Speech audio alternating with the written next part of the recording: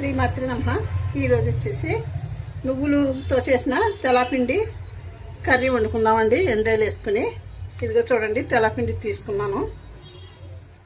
First గిన్నె పెట్టుకున్నానండి. Water వేసుకుందామండి. ఫస్ట్ వాటర్ వేసుకుని ఇందులో కొంచెం పచ్చికారం వేసుకుందామండి. కొద్దిగా పచ్చికారం వేసానండి. కొద్దిగా ఆనియన్స్ కూడా 2 ఆనియన్స్ కట్ చేసానండి. ఇవి వేసేస్తున్నానండి. పచ్చిమిర్చిని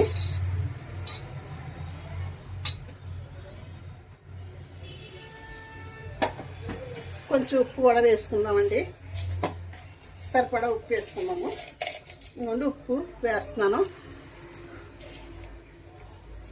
కొంచెం పసుపు కూడా వేసుకుందాము.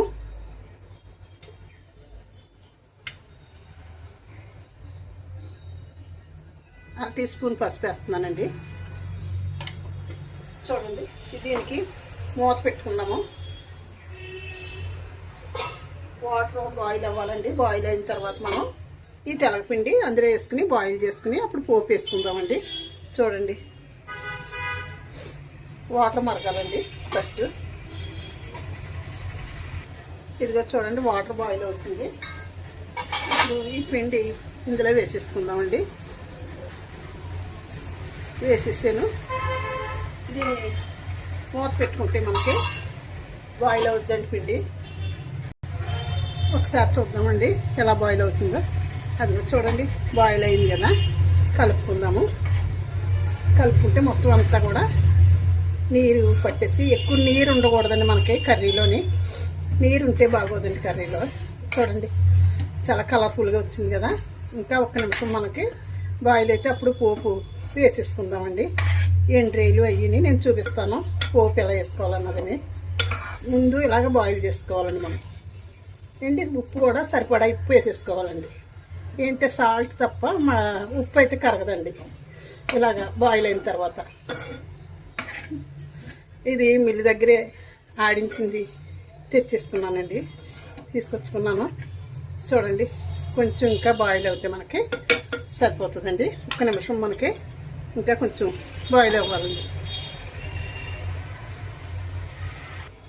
చూద్దామండి. ఇప్పుడు చూడండి, చాలా బాగా బాయిల్ అయింది. బాయిల్ అవుతుంది అంటే సిమ్లో పెట్టానండి, బాగుంటుంది అనేసి. ఇప్పుడు వాటర్ అస్సలు లేదు కదా. చూడండి, వాటర్ ఉంటే మనకి బాగోదండి. నీరు నీరులాగా ఉంటుంది. వాటర్ అంతా లాగేసిలే ముందు మనం ఫస్ట్ చూసుకోవాలండి. చాలా బాగుంటుందండి. చాలా మంచిది కూడా హెల్త్కి తెల్లపిండి. ఆషాఢం వస్తే వండుకుంటారని కొంతమంది. ఆషాఢం ఉంది కదా, ఎప్పుడైనా సరే మనం వారం చూసుకుని మనం శనివారం గట్ట కాకుండా చేసుకోవచ్చండి. దీన్ని పక్కన పెడతానండి. పక్కన పెట్టి పోపు వేసుకున్నాకి పెడుతున్నానండి. ఐలో పెడుతున్నాను. ఇప్పుడు వరకు సిమ్లో పెట్టాను. పోపు వేసుకున్నాక గిన్నె పెట్టాను. ఇదిగోండి, ఆయిల్ వేసుకున్నాను. ఇప్పుడు ఏం కావాలో చూపిస్తాను. చూడండి, ఇదిగోండి ఎల్లుల్లిపాయలు రేకలో కొట్టుకుని తీసుకున్నానండి. అంటే వాళ్ళకుండా కొంచెం కచ్చా కొడితే మనకి టేస్ట్ దిగుతుందేనండి. ఏంటి, ఎండ్రాయిలు 2 సార్లు కడుక్కుని పెట్టుకున్నాను. పచ్చిమిర్చి అందులో వేసేసానండి. ఎండుమిర్చిది, కరివేపాకు, జీలకర్ర. ఉన్నవాళ్ళు దొరికిన వాళ్ళు ములకాకు కూడా వేసుకోవచ్చండి. ఏంటి, ఆయిల్ కాగుతుంది కదా, అప్పుడు కాగనివ్వండి. పోపు వేసేసుకున్నాం. పోపు వేగిన తర్వాత మనం ఈ బాయిల్ అయిన తెల్లపిండి అందులో వేసేసుకుంటే మనకి కర్రీ రెడీ. చూడండి, ఆయిల్ వేడెక్కింది. ఫస్ట్ మనం ఎల్లుల్లి రేకలు వేసేసుకుందామండి. ఇలా కొట్టుకోవాలండి. కొట్టుకోకపోతే మీరు చూడిపోతాయండి ఎల్లుల్లి రేకలు. ఏంటి, ఎండుమిర్చి కూడా వేసేసుకుందాము. కొంచెం జీలకర్ర తీసుకున్నాను కదా. జీలకర్ర అయితే కొంచెం ఎక్కువ వేసుకున్నాను, టేస్ట్గా ఉంటుంది అనేసి. పచ్చిమిర్చి కూడా వేసుకుంటున్నానండి. ఇవి బాగా వేగిన తర్వాత మనం కొంచెం వేగాక అప్పుడు ఎండువేలు వేసుకుని వేయించుకుందామండి. మొత్తం కలిసి వేగుతాయండి. చూడండి, వేగే కదా. ఇప్పుడు ఎండువేలు కూడా వేసేసుకుందాము. ఇవి కూడా వేగుతున్నాయి కదా, వేగాలండి, కొంచెం బాగా వేగాలండి. చూడండి వెండిరేలు వేగాయి, మంచి స్మెల్ వస్తున్నాయండి. బాగా వేసుకోవాలండి, వేయించుకుంటేనే బాగుంటాయండి రేలు. ఇది కరివేపాకు కూడా వేసేస్తున్నానండి. ఫస్ట్ వేస్తే ఉల్లిపోయినట్టు అయిపోద్ది అనేసి ఫస్ట్ వేయలేదండి.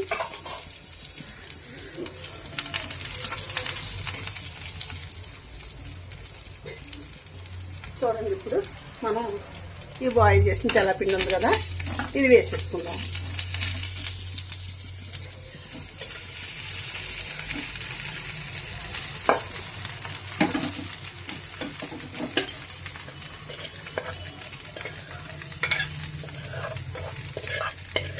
చూడండి అస్సలు వాటర్ లేదు, వాటర్ లేకుండా చూసుకోవాలండి. వాటర్ ఉంటే బాగోదండి, మనకి వాటర్ లేకుండానే చూసుకోవాలి.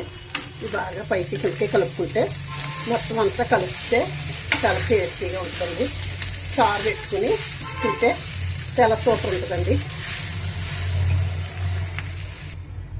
ఒకసారి చూద్దామండి. చిన్న సిమ్లో పెట్టాను, చూడండి ఎంత బాగుందో చూడండి. చాలా సూపర్ వచ్చిందండి, కలర్ఫుల్గా కూడా ఉంది కదా. చూడండి ఎంత బాగుందో చూడండి. ఎండ్రేలు తెల్లపిండిని, మంచి తెల్లపిండి తెచ్చుకుంటే చాలా సూపర్ ఉంటుందండి.